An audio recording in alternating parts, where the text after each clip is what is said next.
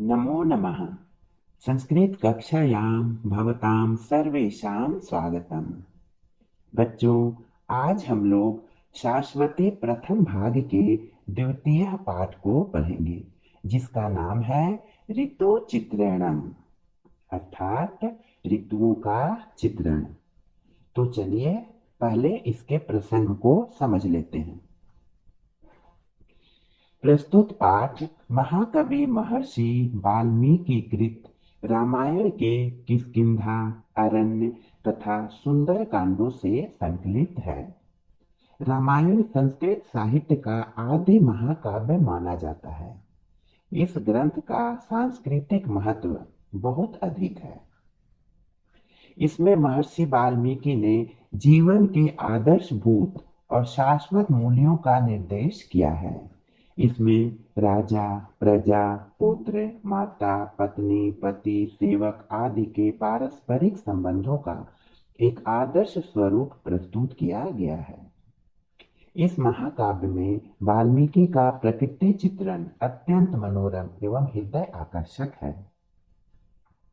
बच्चों, रामायण महाकाव्य लौकिक संस्कृत साहित्य का प्रथम ग्रंथ है। इससे पहले लौकिक संस्कृत में किसी भी ग्रंथ की रचना नहीं की गई थी। वैदिक संस्कृत में वेद आदि रचना पहले हुई थी, परंतु लौकिक संस्कृत साहित्य में सबसे पहले रामायण की ही रचना की गई। इसीलिए इसे आदि काव्य कहा जाता है। और इसके रचना का कार जो है महर्षि वाल्मीकि, उन्हें आदि कवि कहते हैं। रामायण में राम कथा का वर्णन है और इसे 7 कांडों में बांटा गया है। 7 कांडों के नाम इस प्रकार हैं: बाल कांड, अयोध्या कांड, अरण्य कांड, किष्किंधा कांड, सुंदर कांड, युद्ध कांड या लंका कांड और उत्तर कांड। युद्ध कांड को ही लंका कांड भी कहा जाता है। बच्चों, इस पाठ में जो श्लोक दिए गए हैं, ऋतु चित्रण जो पाठ लिया गया है, उसमें जिन ऋतुओं का वर्णन किया गया है वे अरण्य कांड, किष्किंधा कांड और सुंदर कांडों से लिया गया है। इस जो ये रामायण के जो 7 कांड हैं बच्चों, इसे क्रम से याद करने चाहिए, क्योंकि परीक्षाओं में इससे प्रश्न पूछे जाते हैं कि रामायण में कितने कांड हैं, किस कांड का क्या नाम है, तीसरे कांड का क्या नाम है, या फिर किसी कांड का नाम दे दिया जाता है और पूछा जाता है कि यह कैमा कांड है। इसलिए इसे याद रखना अति आवश्यक है। तो इसे कैसे याद रखेंगे?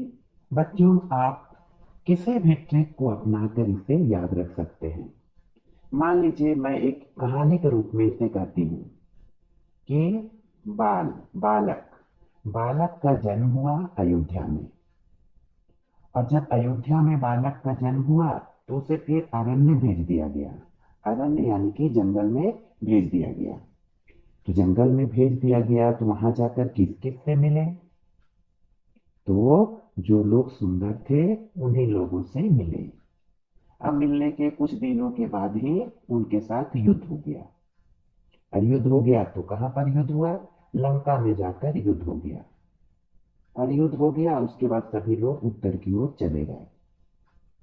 तो इस तरह से कहानी का रूप देकर आप इसे याद रख सकते हैं। तो बालक का जन्म कहाँ हुआ? अयोध्या में। आप इसी प्रकार बोले, ये मत बोले कि अयोध्या में बालक का जन्म हुआ, फिर उल्टा हो जाएगा।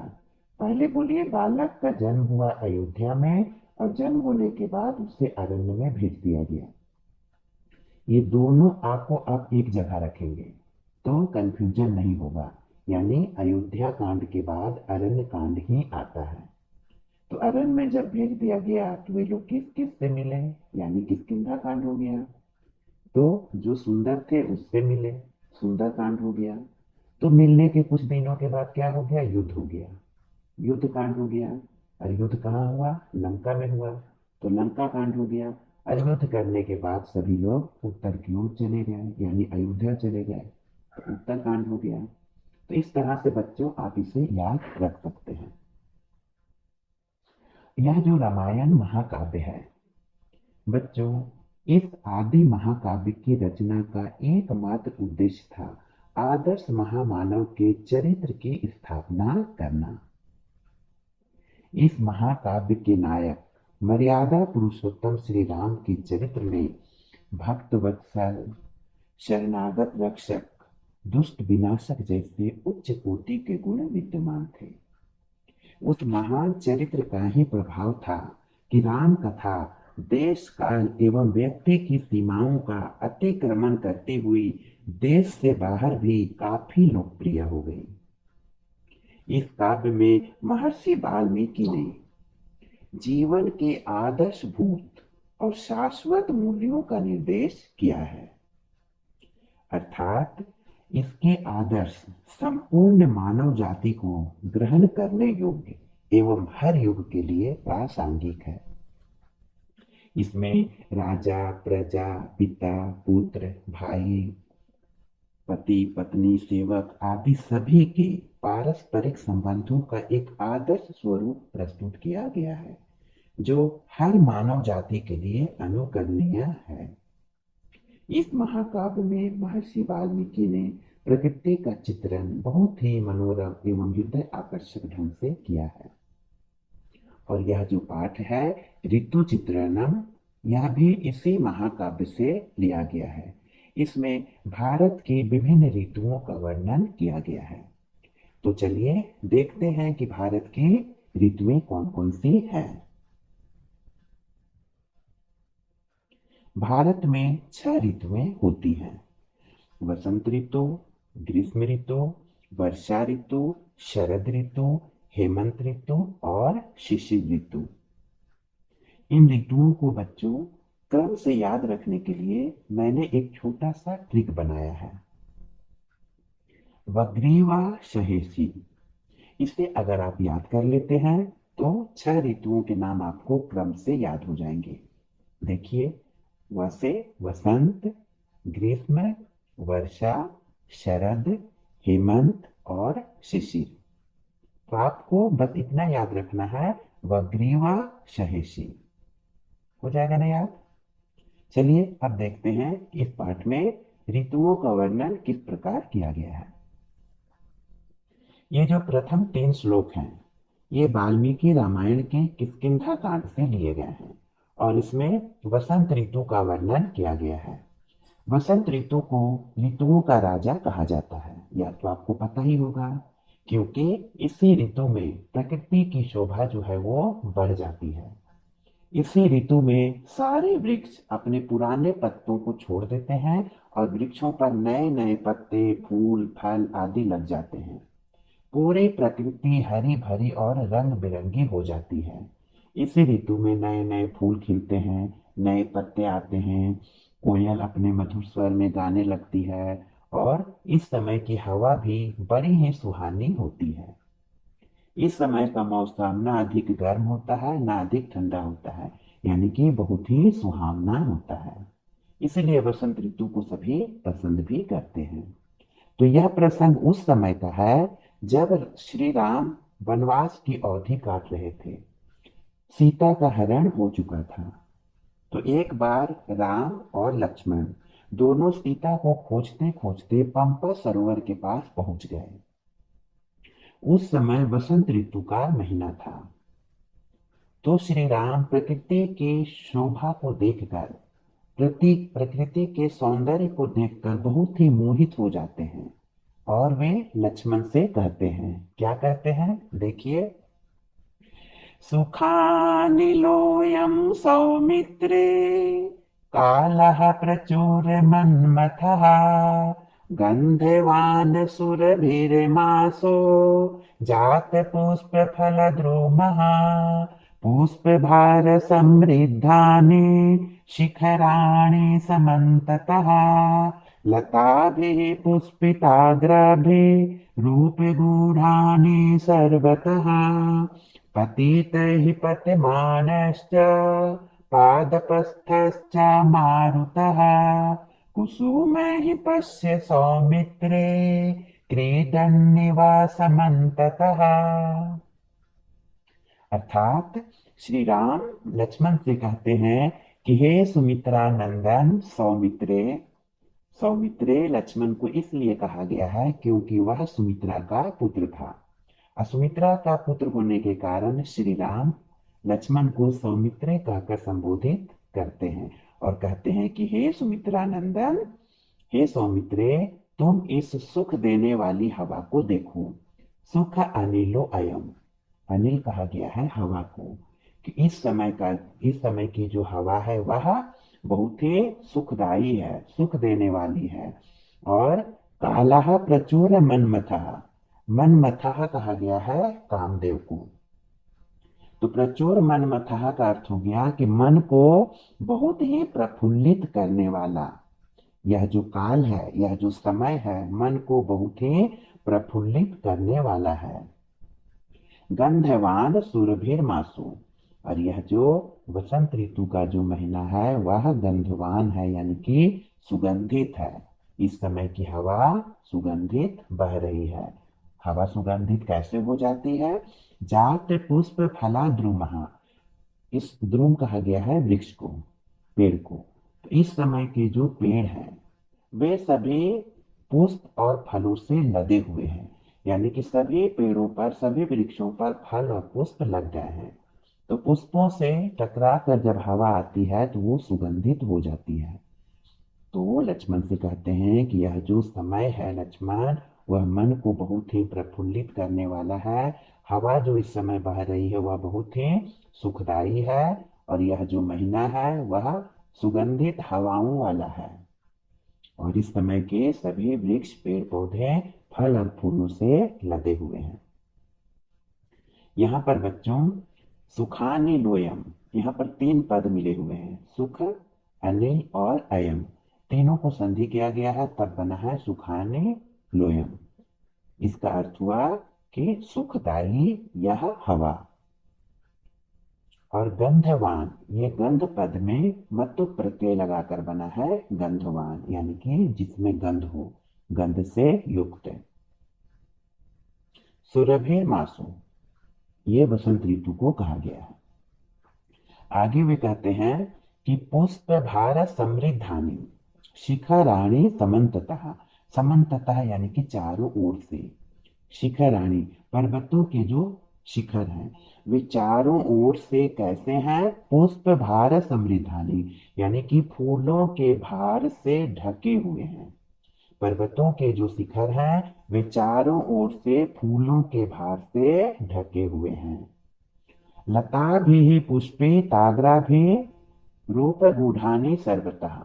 और चारों ओर से लताओं के द्वारा घिरे हुए खिले हुए पुष्प हैं। सारे जो खिले हुए पुष्प हैं वे चारों ओर से लताओं से घिरे हुए हैं।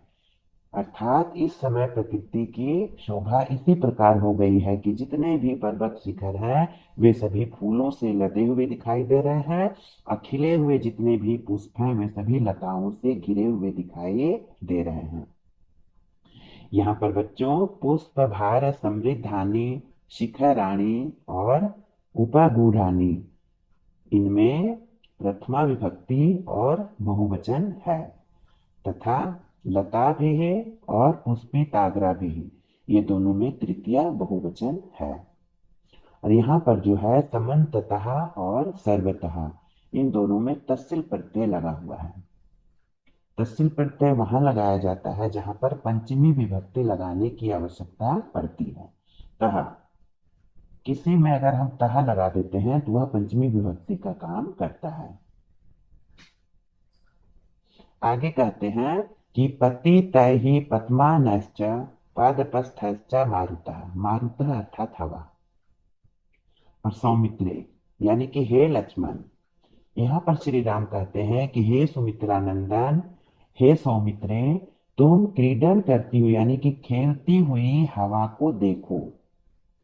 हवा किसके साथ खेल रही है? हवा तीन प्रकार के फूलों के साथ खेल रही है। एक तो वह है जो पतितही, जो गिरा हुआ है, जो फूल नीचे जमीन पर गिरा हुआ है। और दूसरा है पद्मानश्च। वर्तमान यानी कि जो गिरा नहीं है अभी तक, गिर रहा है, यानी कि वृक्षों से टूट चुके हैं लेकिन अभी तक जमीन पर पहुंचे नहीं है, गिरते हुए फूलों के द्वारा। और तीसरा जो है वो पादपा स्थित, जो अभी तक वृक्षों पर ही लगे हुए हैं। इन तीन प्रकार के फूलों के साथ, इन तीन प्रकार के फूलों के द्वारा हवा मानो चारों तरफ से खिलवाड़ कर रही हो, समन्ततः। ऐसा लग रहा है मानो हवा इन तीन प्रकार के फूलों के साथ खेल रही हो। हे लक्ष्मण, तुम इसको देखो, पश्य, देखो। इस तरह से श्री राम कहते हैं। यहाँ पर पतितैहि, पतमानश्च और पादपस्थैहि, इन तीनों में, ये कुसुमैहि, इसमें भी तृतीया विभक्ति बहुवचन लगा हुआ है। और यहाँ पर जो है क्रीडन इवा, क्रीडन जोड़ इवा, तो इसमें क्रीड धातु क्षत्रिय प्रत्यय और इवा करके बना है क्रीडन इवा, यानी कि खेलते हुए। यहाँ पर बच्चों पतितैहि पतमानश्च पादपस्थश्च, यहाँ पर पा वर्ण की आवृत्ति हो रही है, इसलिए यहाँ पर अनुप्रास अलंकार है। आगे क्या कहते हैं, चलिए देखते हैं। आगे जो श्लोक है ये भी किष्किंधा कांड से लिए गए हैं, लेकिन इसमें वर्षा ऋतु का वर्णन किया गया है। अभी जो 3 श्लोक हम लोगों ने पढ़ा उसमें बसंत ऋतु का वर्णन किया गया था, लेकिन इसमें है वर्षा ऋतु का वर्णन, कि वर्षा ऋतु में क्या होता है, प्रकृति कैसी होती है, उसी के बारे में यहाँ बताया गया है। तो चलिए देखते हैं। क्वचित् प्रकाशं क्वचिदा प्रकाशं, नभः प्रकीर्णाम्बुधरं विभाति, क्वचित् क्वचित् पर्वतासन्निरुद्धं, रूपं यथा शान्तमहार्णवस्य, समुद्वहन्तः सलिलातिभारं, बलाकिनो वारिधरा नदन्तः, महत्सु शृङ्गेषु महीधराणां, विश्रम्य विश्रम्य पुनः प्रयान्ति, वहन्ति वर्षन्ति नदन्ति भान्ति, ध्यायन्ति नित्यन्ति समाश्वसन्ति, नद्यो घनामतगजावनान्तः, प्रिया विहीनाः शिखिनः प्लवंगाः। अर्थात यहाँ पर श्री राम लक्ष्मण से कहते हैं कि क्वचित प्रकाशम क्वचित अप्रकाशम, अर्थात नभा, ये जो आकाश है, इस समय का जो आकाश है, नभ है, वह प्रकीर्णा अम्बुधरम, अम्बुधरम कहा गया है बादल को। अम्बु का अर्थ होता है जल, और धर्म यानी कि जो जल को धारण करता है, और प्रकीर्णा का अर्थ हुआ बिखरे हुए, यानी बिखरे हुए बादलों वाले आकाश, कहीं पर प्रकाशित है और कहीं पर अप्रकाशित है, इस तरह से विभाति, सुशोभित हो रहा है। वर्षा के दिनों में बच्चों आप देखते होंगे कि आसमान में जब बादल छाया रहता है तो कहीं पर बादल होता है और कहीं पर नहीं होता है, यानी कि बादल जो है वो बिखरे हुए होते हैं। तो बिखरे हुए बादल के आसमान में होने के कारण कहीं पर धूप और कहीं पर छाया दिखाई पड़ता है। क्वचित प्रकाशम अर्थात कहीं पर धूप, और क्वचित अप्रकाशम यानी कहीं पर छाया। इस तरह का आकाश जो है वो सुशोभित हो रहा है।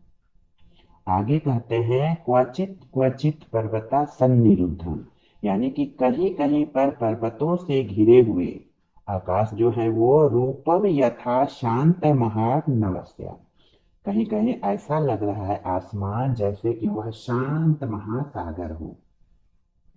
कहीं कहीं पर्वतों से घिरा हुआ आकाश ऐसा प्रतीत हो रहा है मानो शांत महासागर हो। यहाँ पर शांत महासागर से आकाश की तुलना की गई है। आगे कह रहे हैं समुद्र वहंतः, समुद्र वहंतः अर्थात ढोता हुआ, क्या ढोता हुआ? सलिला अति भारम। सलिल कहा गया है जल को, तो जल के अति भार को ढोता हुआ बला किनो वारी धरा नदंतः। बला किनो यानी कि बगुलों वाला, वारी धरा बादल।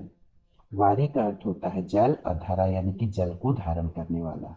जिस प्रकार अम्बु धरा, अम्बु का अर्थ भी जल होता है, उसी तरह से वारी धरा भी बादल है। ये सभी बादल के ही पर्यायवाची शब्द हैं। बला किनो कहा गया है बगुला को। बरसात के दिनों में बच्चों आप देखेंगे कि जब आसमान में बादल होते हैं तो कहीं कहीं पर छोटे छोटे बादल के टुकड़े उड़ते हुए दिखाई देते हैं। ऐसा लगता है मानो कि वह कोई रुई का गोला हो या बगुला हो। उसी को बगुला कहा गया है कि देखने में वो बगुला के समान लगता है। तो इस समय जल के अति भार को ढोता हुआ बगुले वाले बादल आसमान में गरज रहे हैं, नदंतः गरज रहे हैं। और क्या कर रहे हैं? महत्सो श्रृंगेशो महीधराणाम, और पर्वतों की ऊंची चोटियों पर विश्रम में पुनः प्रयान्ति, यानी कि विश्राम कर करके फिर से चल रहे हैं।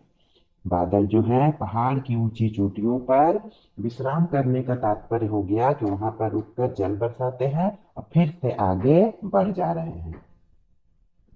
तो इस तरह का रूप है, उसी को लक्ष्मण को कह रहे हैं कि तुम भी उस तरह से उसे देखो। यहाँ पर महत्सो श्रृंगेशु में सप्तमी बहुवचन है और महीधरा नाम में षष्ठी बहुवचन है। विश्रम में भी उपसर्ग श्रम धातु और लय प्रत्यय लगाया गया है। आगे कह रहे हैं कि वहंती वर्षंती नदंती भांति ध्यायंती नृत्यंती समास वसंती। यहाँ पर आप बच्चों ध्यान दीजिए, ये जितने भी पद हैं यहाँ पर, ये सभी क्रियापद हैं और ये लट लकार प्रथम पुरुष बहुवचन के रूप हैं। ये सभी क्रिया पद जो है वे बहुवचन के हैं, प्रथम पुरुष और लट लकार में सभी का रूप है। और नीचे की पंक्तियों में जितने भी पद दिए गए हैं ये सभी प्रथम पुरुष बहुवचन के पद हैं, यानी कि ये सभी कर्ता पद हैं और ऊपर वाले क्रियापद हैं। तो हमें करना क्या है कि नीचे के कर्ता पद को ऊपर के उचित क्रियापद के साथ क्रम से लगाने हैं। कैसे लगाएंगे देखिए, नद्यो वहंती। इस श्लोक में यही बताया गया है कि बरसात के दिनों में, वर्षा ऋतु में विभिन्न प्रकार की वस्तुओं पर, पशु पक्षी या मानव पर भी वर्षा का क्या प्रभाव पड़ता है, क्या असर होता है, उसी को इस श्लोक में दर्शाया गया है। तो जो नदियों वहंती, नदियां जो होती है वो वर्षा की ऋतु में बहने लगती है, तेज गति से बहने लगती है, क्योंकि बरसात में जल से नदियां जो है पूरी तरह से भर जाती है और उसका बहाव तेज हो जाता है। तो नदियों बहंती। घना, घना अर्थात बादल, बादल क्या करते हैं? घना वर्षंती। वर्षा ऋतु में बादल तो बरसते हैं, तो घना वर्षंती। और मत्त गजा, मत्त गजा अर्थात मतवाले हाथी, ये क्या करते हैं? नदंती अर्थात चिंगारते हैं। वनांताहा यानी कि वन प्रदेश, ये क्या करते हैं? ये भांति यानी कि सुशोभित होते हैं। वर्षा के दिनों में पानी बरसने के कारण पूरा जंगल, पूरा वन जो है वो हरा भरा हो जाता है और उसकी शोभा बढ़ जाती है, इसलिए वे सुशोभित होते हैं। प्रिया विहीना, यानी कि जो अपने प्रिया से बिछुड़े हुए लोग होते हैं, प्रेमी प्रेमिका से, प्रेमिका प्रेमी प्रेमी से आदि। तो जो बिछुड़े हुए लोग होते हैं, एक दूसरे से जुदा होते हैं, वे लोग क्या करते हैं? ध्यायंती, यानी कि वे लोग ध्यान करते हैं, एक दूसरे के बारे में, एक दूसरे की यादों में खोए रहते हैं। शिखिनः अर्थात मोर, ये नृत्यंती, मोर नृत्य करते हैं। और प्लावंगः अर्थात मेढक, समास वसंती यानी कि प्रसन्न होते हैं। प्रसन्न होकर वर्षा के दिनों में मेढक जो है वो टर टर करने लगते हैं, आप लोगों ने सुना भी होगा। तो ये जो श्लोक है बच्चों, इससे परीक्षाओं में प्रश्न पूछे जा सकते हैं कि कौन क्या करते हैं। तो इससे आप सभी क्रिया पदों को उचित कर्ता पद के साथ मिलाने का अभ्यास अवश्य करेंगे। नदियों वहंती, घना, वर्षन्ति, मत्तगजा, नदन्ति, वनान्ताः, भान्ति, प्रिया विहीनाः, ध्यायन्ति, शिखिनः, नृत्यन्ति और प्लावंगाः समास वसन्ति। इसे आप अच्छी तरह से ध्यान देकर पढ़ेंगे और याद रखेंगे, ताकि परीक्षा में किसी प्रकार का भी प्रश्न पूछा जाए तो आप उसका उत्तर आसानी से दे सकें। तो इस वीडियो में बच्चों हम लोग यहीं तक पढ़ेंगे। अगले श्लोक को अगले वीडियो में पढ़ेंगे। तब तक आप लोग यहीं तक का अभ्यास करें और श्लोकों का सस्वर वाचन करने का भी अभ्यास अवश्य ही करें। धन्यवाद।